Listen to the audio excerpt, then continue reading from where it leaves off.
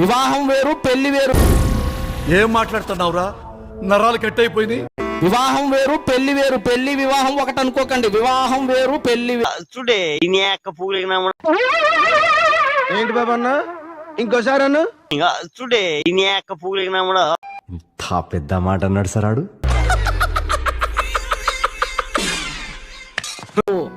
పెళ్లి అనేది రెండు పదాల కలయిక. పిల్ల ప్లస్ ఇండ్లు, ఆ రెండు ఉన్నదే పెళ్లి అయింది. ఎదవల్ని ఎదవ అంటే ఏ ఎదవా భరించలేడు సార్. ఎదవలు అసలు భరించలేదు సార్. కొంతమంది ఎదవలు భరిస్తారు సార్. వివాహం అంటే వవిహతము అంటే అర్థం ఏంటంటే పరిశుద్ధమైనది అని అర్థం. ఆ రెండు వేరు. వివాహం ఏంటి మమ్మీ ఎవడీడు? కొంతమంది మనకి తేడా తెలియక పెళ్లి సందడి అని పెడతారు. అది బైబిల్ పరిభాషలో అంత శ్రేష్టమైన పదజాలం ఏమీ కాదు. ఏం మాట్లాడుతున్నావురా? అది పెళ్లి, అది వివాహం కాదు. అది ఏం జరిగిందంటే పెళ్లికి ఇచ్చుకోవచ్చు. అది పెళ్లి, అది వివాహం కాదు. అది ఏం చెప్పావురా? ఇందులో నీకేం అర్థమైందిరా? అర్థం కాకే ఏం చెప్పావురా అని అడిగాను.